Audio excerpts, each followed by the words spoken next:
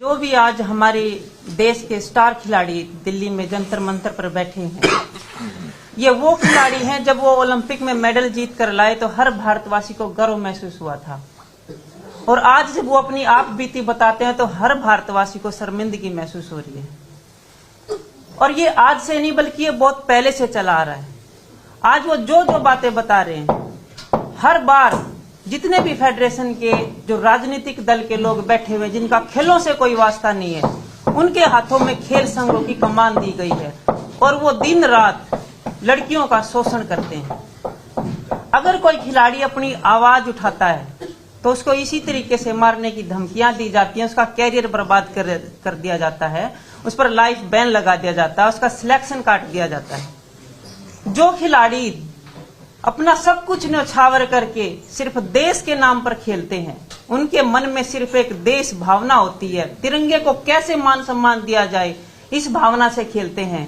और हमारे देश में वो राजनेता वो कमरे में बैठकर ये ताना बुना बुनते रहते कि किस तरीके से इन खिलाड़ियों को हम अपने कमरे तक लेकर जाएं। ये हमारे देश की हकीकत है, हमारे संघों की।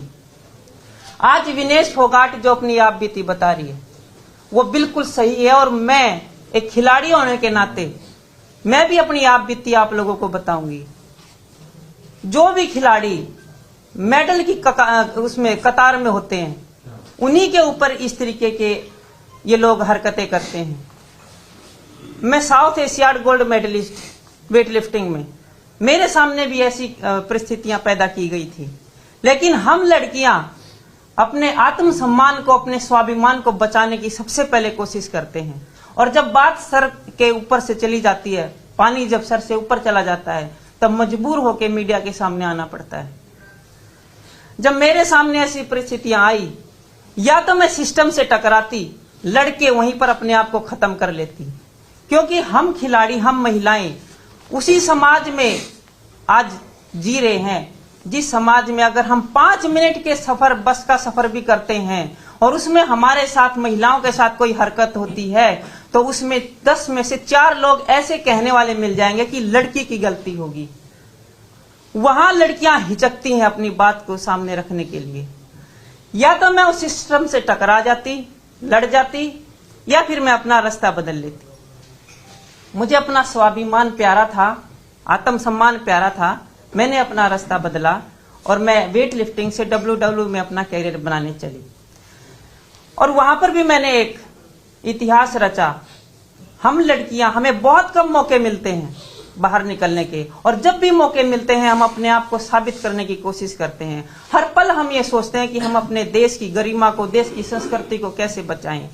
जिस तरीके से मैं डब्ल्यूडब्ल्यूई में सूट सलवार पहन के मैंने रेसलिंग खेली ताकि मेरे पीछे जो लड़कियां आई उनको किसी तरीके की बाधा ना आए, उसी तरीके से हर लड़की यही सोचती है कि हमें मौका मिला है तो हमारे आने वाली लड़कियां हैं उनको भी बराबर मौके मिलते रहें। लेकिन जब इस तरीके की हरकतें होती हैं तो हमें शर्म आती है बताने से कि जो लोग हमें इस इज्जत की नजरों से देखते हैं वो लोगों की नजरों में हमारी इमेज क्या होगी, कौन अपनी लड़कियों को बाहर निकालेगा, कौन स्पोर्ट्स में भेजेगा। तो ये हमारी हकीकत है हमारे संघों की। जिन लोगों का खेलों से, खेलों के मैदान से कोई वास्ता नहीं, जिन्होंने मेडल का जुनून कभी नहीं पाला, जिन्होंने उस जुनून के पीछे का संघर्ष नहीं देखा, वो लोग आज प्लेयरों की छाती पर बैठे हुए हैं, वो उनको मनमर्जी से चलाते हैं। तो मैं ये पूरी मीडिया से, पूरी सरकार से ये मांग करना चाहते हूं कि जिनका खेलों से कोई वास्ता नहीं उनको खेल संघों में कोई जगह नहीं दी जाए।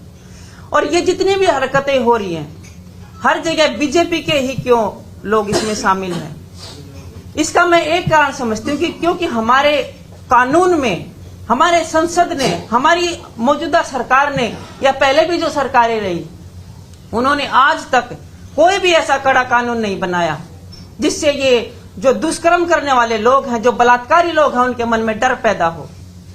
ये उनकी ढील है, ये सरकार की ढील है, ये नपुंसकता मानती हूं मैं सरकार की। हमारी लड़कियां आज सुरक्षित नहीं हैं और इसी तरीके से ये हरकतें होती रहेंगी अगर सरकार ने कोई कड़ा कदम नहीं उठाया, कोई कानून नहीं बनाया। धन्यवाद। कौन से साल में हुआ था और कौन थे वो लोग? क्या वो भी फेडरेशन के थे वेट लिफ्टिंग वाले? देखिए, बिल्कुल फेडरेशन के थे। ये 2008 की बात है। और मैंने वेट लिफ्टिंग में एशियाड, वर्ल्ड और ओलंपिक का क्वालिफाई करने भी मैं गई थी। लेकिन 2008 में मैं गवर्नमेंट जॉब में थी, एसएसबी में। वहां पर मुझे इस तरीके से बांधा गया था, मैं परमिशन के लिए प्रयास कर रही थी कि किसी तरीके से मुझे परमिशन करने का मौका मिले। हमारे वेट लिफ्टिंग फेडरेशन के president IPS, retired IPS Harbhajan Singh,